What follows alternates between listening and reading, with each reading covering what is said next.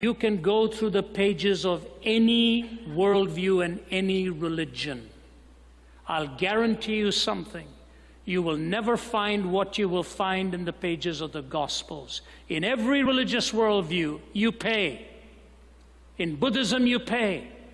In Hinduism, you pay. The whole cyclical world of karma.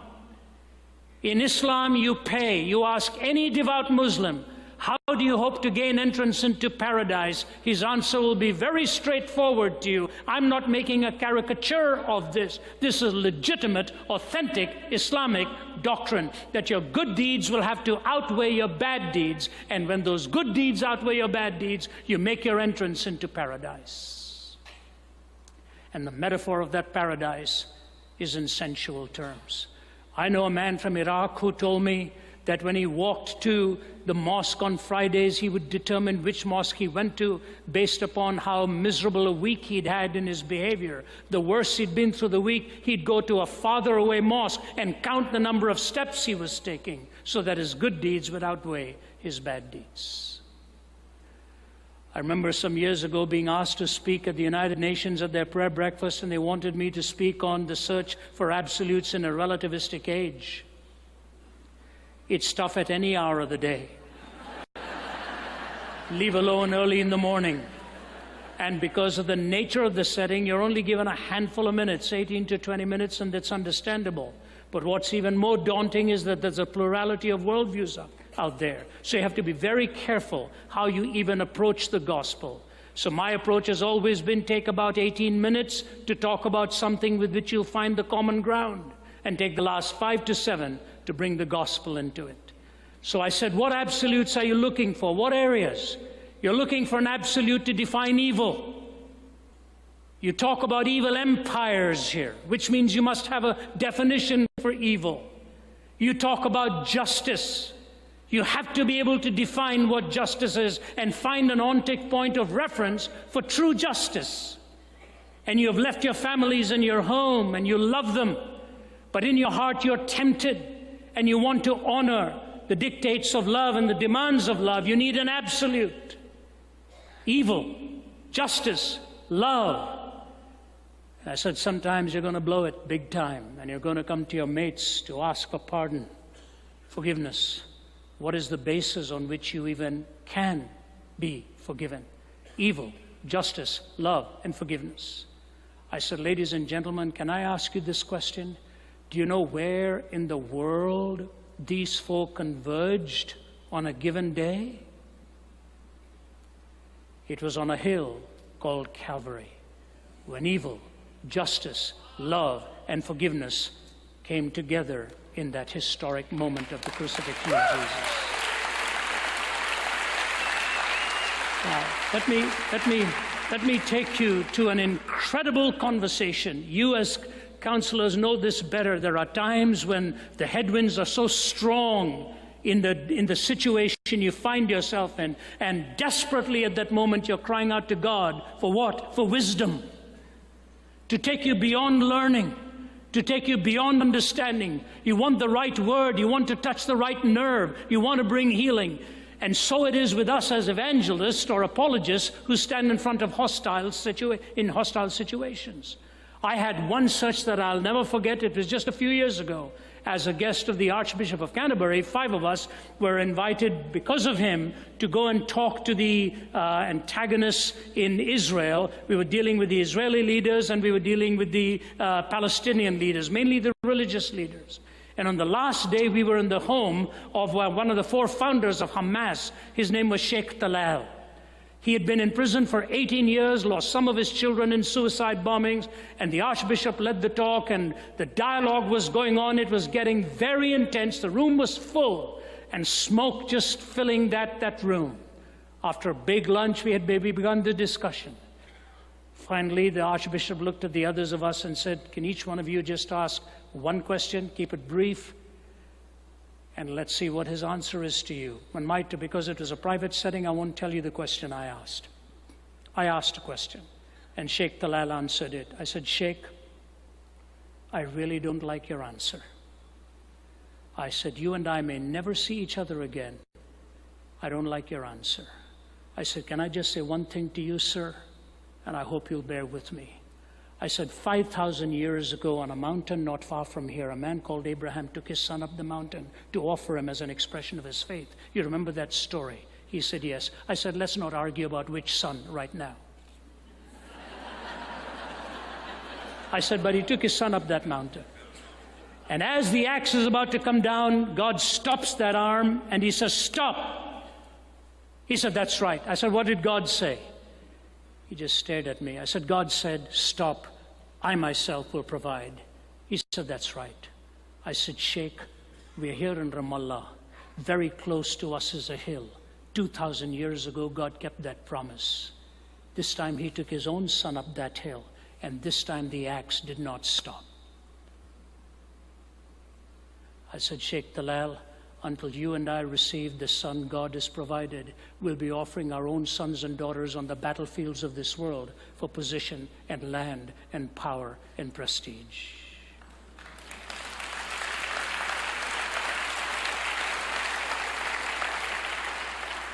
He looked at me.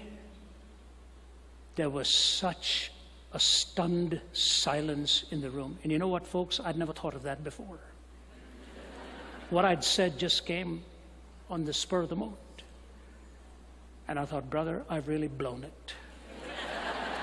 The Archbishop said, I think it's time for us to go back now. So we started to walk towards the stairways, and I was just in the body or out of the body, I couldn't tell. And the Archbishop put his arm around me and he said, Ravi, that was of God. I said, I sure hope so. We went down and the Sheikh Talal, followed the Archbishop because he was the guest of honor. And so I was hurriedly making my way towards our jeep. And the Sheikh hurriedly put the Archbishop in his and came running towards mine. I said, that's it. I'm going to be there. He's a big, solid guy. He could have had me for lunch that day. He just twirled me around. And I have 2 metal rods in my back. I thought, brother, this is it. He twirled me around, put his hand on my shoulder, stared at me. And I looked back. Then he patted me on both sides of the face, kissed me on both sides of the face. He said, Mr. Zacharias, you're a good man. He said, I hope someday I see you again. And you could just see the eyes welling up with tears. Ladies and gentlemen, I've been a proclaimer of the gospel for 42 years now. I came to know Jesus Christ on a bed of suicide at the age of 17 in Delhi. And the longer I've walked with my Lord, I have got a deeper and deeper conviction that this combination of grace, love, forgiveness, and redemption is the marvelous truth of the gospel that the world so desperately needs. Desperately needs.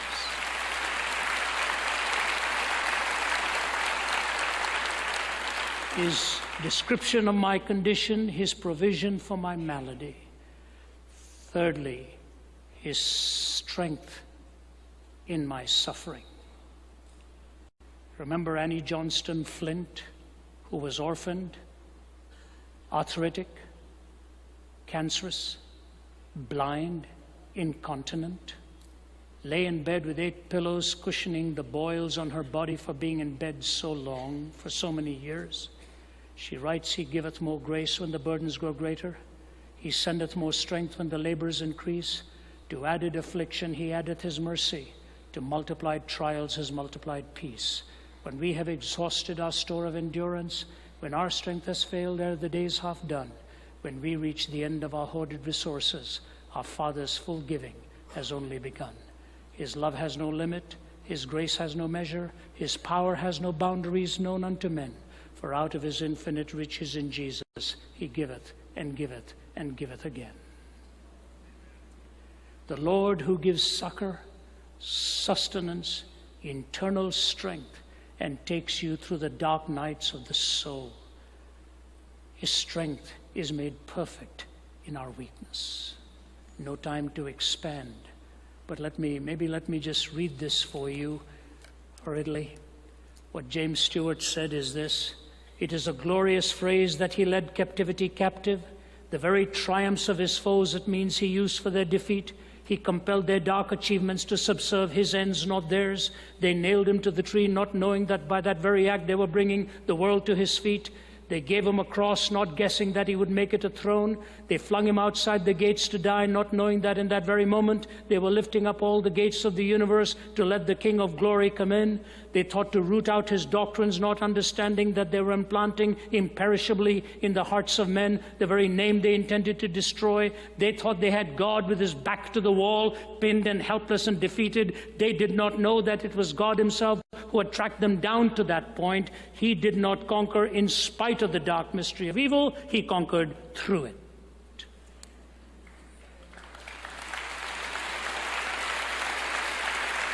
The description of your heart, the provision for your malady, the sustenance in your suffering, and lastly, the hope that he gives beyond the grave. When my mother passed away, I couldn't help but think of just one word: she was gone. I was in my 20s when we lost her. Gone, gone. Till my dad asked me to complete the thought, gone where? And on my knees it came so comfortingly: my mother had not just gone, she'd gone home to be with her heavenly Father. She was a late comer to Christ. 3 conversions after the resurrection: Saul of Tarsus to Paul, doubting Thomas to the evangelist to India, James the brother of Jesus.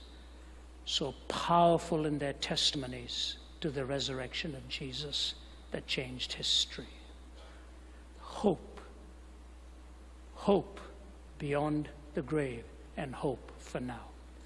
My time's gone, so let me just close, because I began with "there's nothing like him in history." Malcolm Muggeridge said this, and with this I close. Give me your undivided attention. It'll take me 2 minutes or so to say it. He said, we look back upon history and what do we see? Empires rising and falling, revolutions and counter-revolutions, wealth accumulated and wealth dispersed. Shakespeare has spoken of the rise and fall of great ones that ebb and flow with the moon. I look back upon my own fellow countrymen in England, once upon a time dominating a quarter of the world, most of them convinced, in the words of what is still a popular song, that the God who made them mighty shall make them mightier yet. I've heard a crazed, cracked Austrian announce to the world the establishment of a Reich that would last 1,000 years. I've seen an Italian clown saying he was going to stop and restart the calendar with his own ascension to power.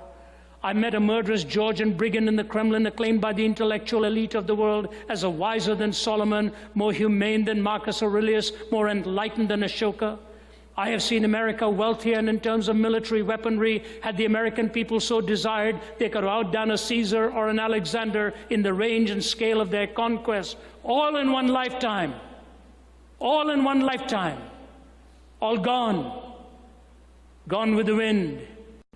England, part of a tiny island off the coast of Europe, threatened with dismemberment and even bankruptcy. Hitler and Mussolini dead, remembered only in infamy. Stalin, a forbidden name in the regime he helped found and dominate for some 3 decades.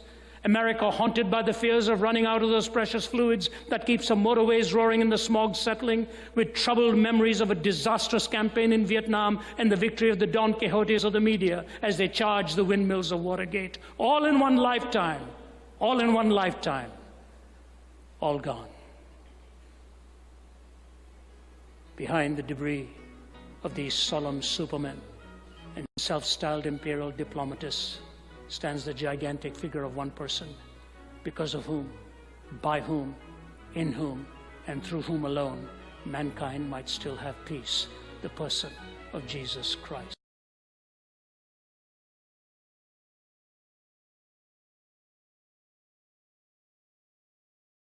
The questions that you thought you had the answers to, it didn't. All I'm saying to you is philosophy has a place. It has an argument legitimacy. There's no doubt about it. But philosophy alone will not lead you to God. As you see in the Greek philosophers themselves, they left the answer moot. But then you move to theology. You see holiness, omnipotence, immutability, omniscience, all these great terms. and they are wonderfully instructive terms. We need our theologians. We need our doctrine. We need the correctness. But at the end of all of that study too, you feel something falls short. And that falling short is what sometimes is the gap when you are looking at the sovereignty of God and what He has been sovereign over in your life. For the moment, you seem not to like it at all. See, I don't like what is happening to me, and the sovereignty of God is not a good enough answer at that moment, as Job himself found out and so vociferously argued. Not that it's not important. It just falls short in the realm of human experience and in the longing of the human heart, where you want the sense and the presence of divine. Again, it's valuable. Argument is valuable. Experience is valuable. And all these doctrinal terms are important to unpack and to marvelously understand. They are very, very legitimate in their disciplines. The Apostle Paul understood all of these things. He understood them all very well. He's a brilliant exponent of these ideas. He sat at the feet of Gamaliel. He was a Hebrew by birth. The Hebrews gave to us our moral categories. He studied in a Greek city. The Greeks gave to us our philosophical categories. He was a citizen of Rome. Rome gave to us our legal categories. He understood these things, understood them well. And then on that divine encounter, on that road to Damascus, where he finally met the risen Christ, he writes in 2 Corinthians 4:6, to the Hebrews, for whom the quintessential metaphor was light, to the Greeks, for whom the quintessential essential expression was in knowledge, to the Romans it was glory. You've got the light, the knowledge, and the glory in three great cultures. He writes to the church at Corinth, God, who caused the light to shine out of darkness, has caused His light to shine in our hearts, to give to us the light of the knowledge of the glory of God in the face of Christ Jesus our Lord. What a beautiful verse. What a beautiful verse to summarize in just a few words the converging beams of knowledge on a face.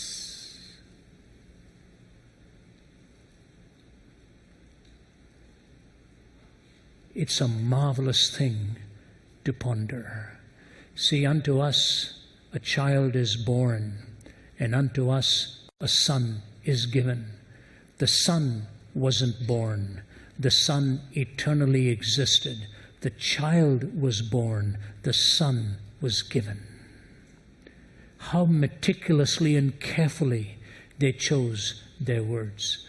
Now I want you to look at that face with me for a few moments. Because this very face is set with grim determination to a hill called Calvary. And in John 17, you hear him praying for his disciples before he leaves. And the struggle has begun, the struggle of the flesh in itself, because the very idea of the cross, excruciatus, literally comes out of the cross, how painful it was. And for him, the very Son of God, all that was lying ahead of him, you and I could probably never understand. But 3 times in his prayer, he says this, Holy Father, Holy Father, Holy Father. You know, I didn't have a close relationship with my dad, although I had a great admiration for him, but he was a man plagued with a violent temper. When he lost his temper and when he lost sober reasoning, what used to break out in the house was indescribable. I've told it in my book, Walking from East to West, and before I sent it to print, I only sent it after they passed away, and I sent it to my brothers and sisters. So what do you think? Is it okay? And one of them wrote back and said, Rav, if anything, you've gone very kindly on this, you've held back. But you know, one of the reasons I could hold back too was because it's not the way the story ended. My mom died when she was 57. My dad died 5 years after that, so we lost them both very early in life. But my dad came to know Christ just a few years before he passed away in one of the most dramatic conversions I've ever seen. He lived in Toronto. My brothers and sisters are all still in Toronto. My parents are buried there. And I lived in Niagara Falls, Ontario at that time. And I get this telephone call, "Son, would you drive me to the hospital? I'm doing elective bypass." I said, "Dad, really?" He said, "Yeah." He said, "I think I need to." It was in the early days of bypass. They had not yet brought it to the kind of excellence they have now. He was quite overweight and not to have really gone in then, but that's all past now. So I drive the 75 miles, I pick him up, and I take him in. He says, "I wanted to talk to you alone. I want to have this time with you alone." He was very close to my older brother, and he lived in Toronto, and he phones me. So I knew things were going to be made right that day. And in our culture, for a father to have said the things he said to me was almost unthinkable, really. Fathers never want to look weak in front of their kids. In the East, they're always the big person on campus.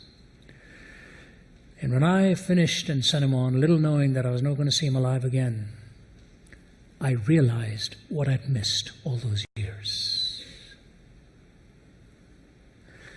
What a description to give to us of God. He is our Holy Father. You need Him. I need Him. He exemplifies that which the human heart craves for. That strong arm that is strong not only in strength, but in the ultimate beauty of love.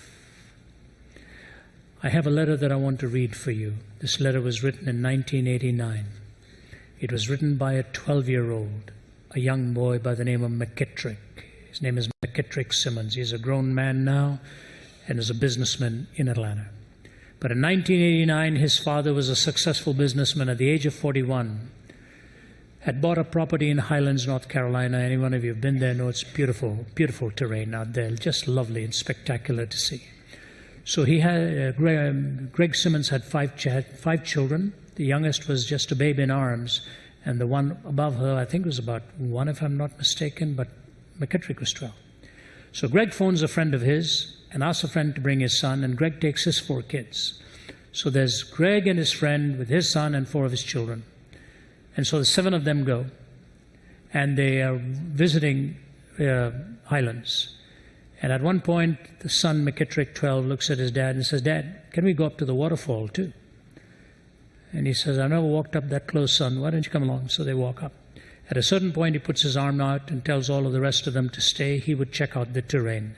And he takes one hesitant foot at a time, took one too many, and came cartwheeling down a 1/4 of a mile to his death.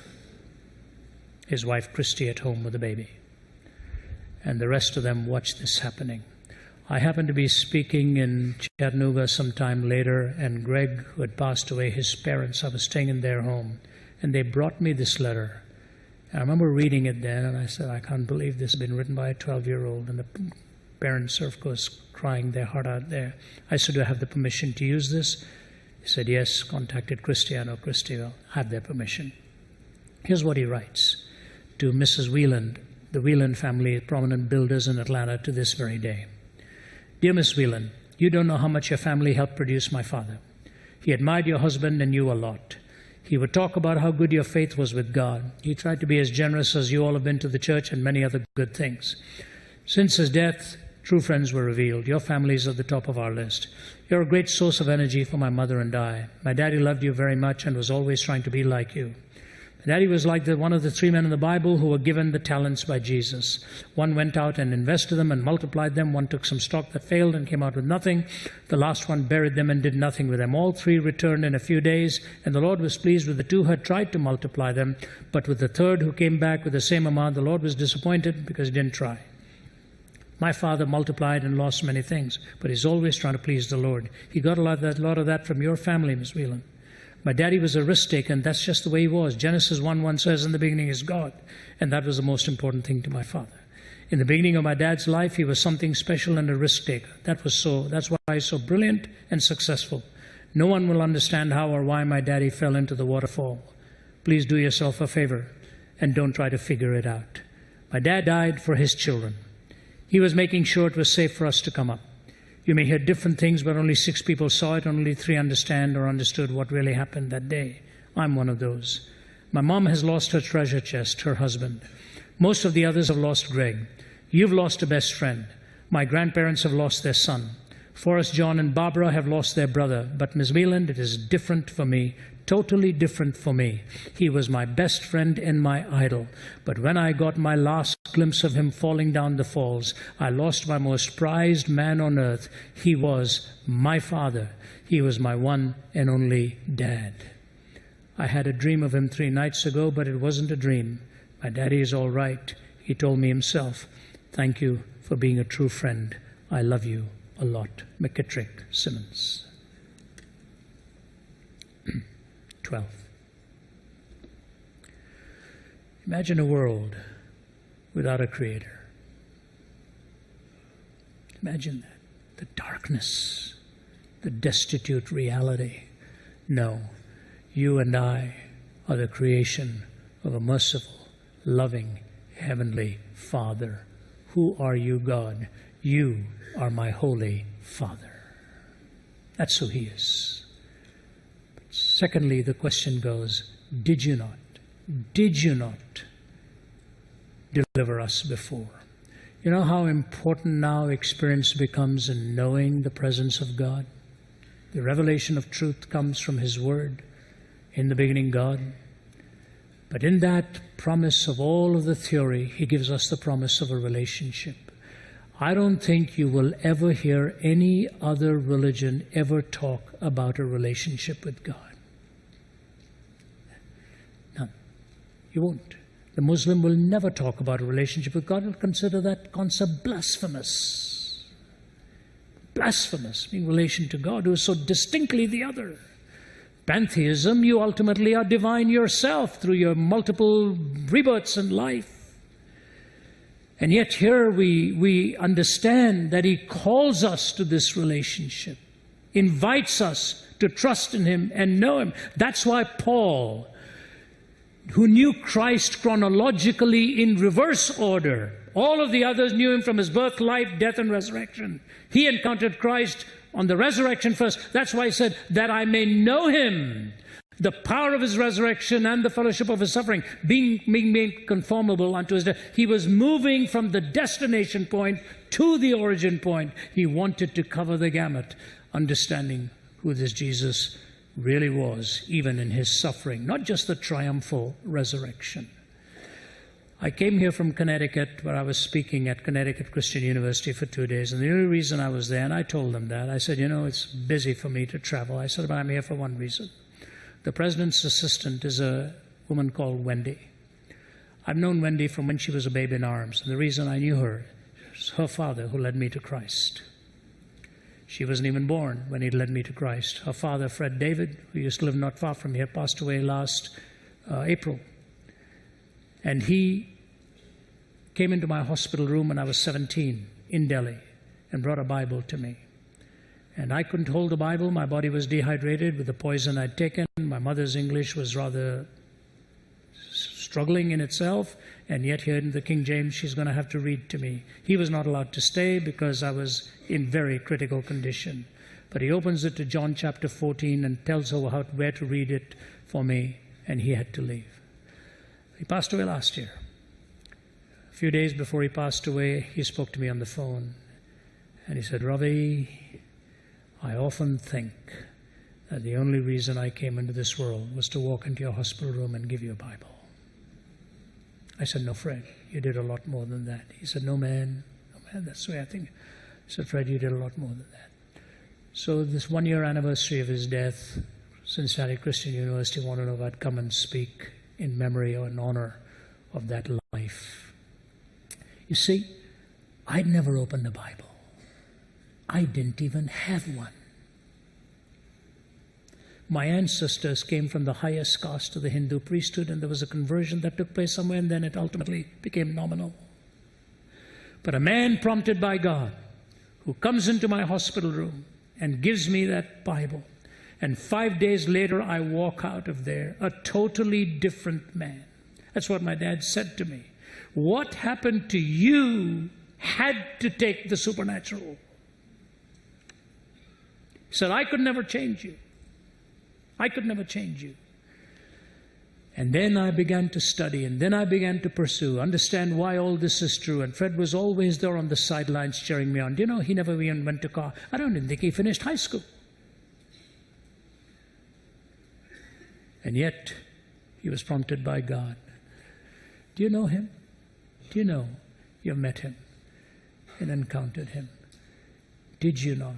So that you have that moment that you came to know him. I know the moment I looked at my wife and said to her, I love you. Will you marry me? Why? It's that ultimate commitment of consummate love.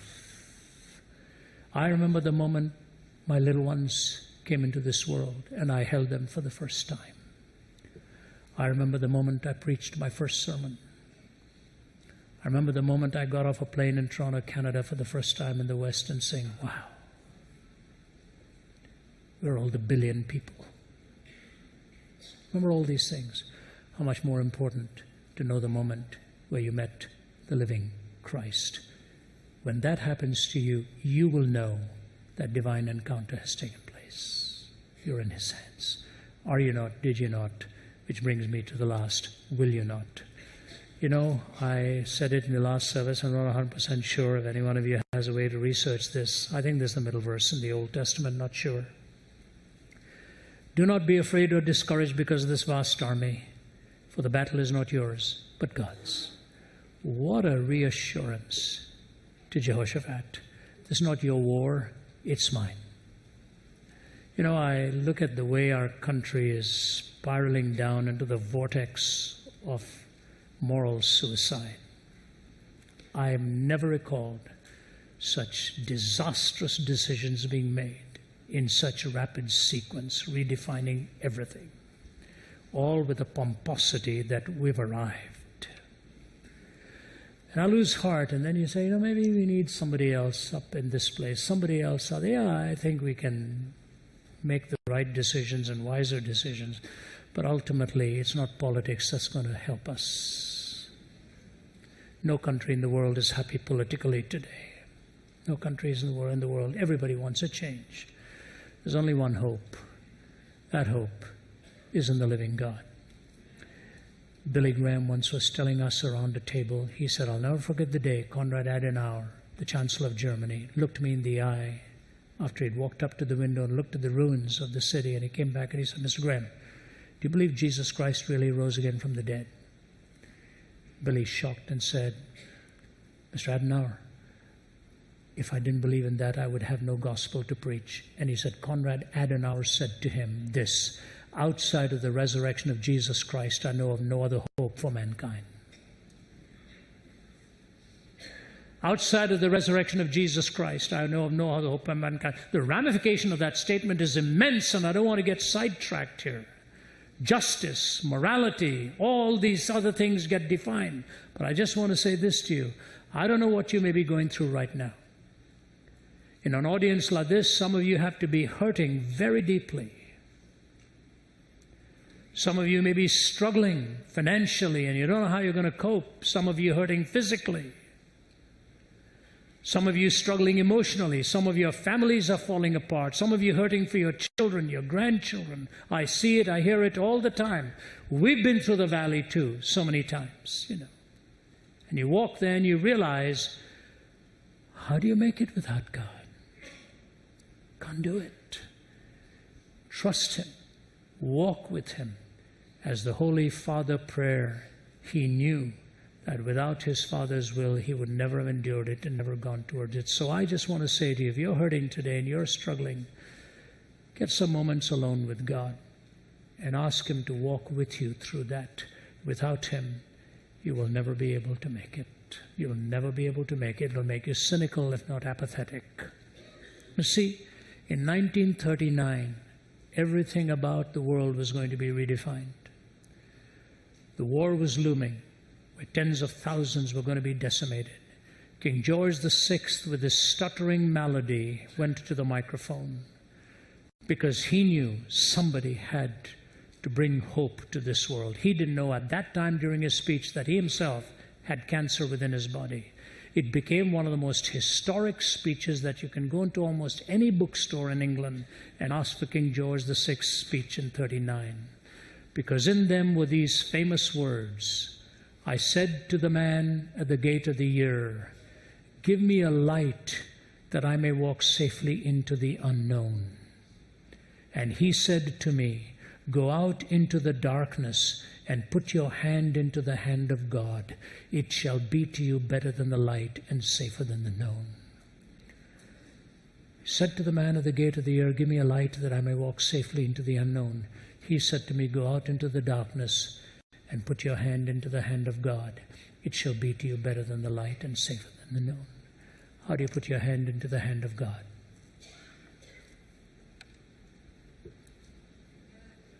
This is it. Take it, read it, imbibe it, and you'll be surprised how he brings those words back to you just when you need them the most. Thy word is truth. But there is an extension of that. I believe the extension is in fellowship. Believers such as you are here. How you reach out across the aisle and hold the hand of a fellow believer who will represent the touch of God and the hope of God as you stand together in community. If there's one prayer for my life in these days, my team hears me say this, the front end of the problem is evangelism. The back end of the problem is where do you send them when they come to know Christ? Churches like yours are rare. We need the fellowship. We need the community. We need the building together of God's people. Go out into the darkness and put your hand into the hand of God. It shall be to you better than the light and safer than the known. It's a long story, and I don't have time to go into it. I will just tell you this. From 1985 to 2012, I lived in pain every day because of my back. Cried out to him every day. May 29, 2012, a friend of mine comes from Singapore. I don't have time to go into He just said to me, God had spoken to him the previous day, and he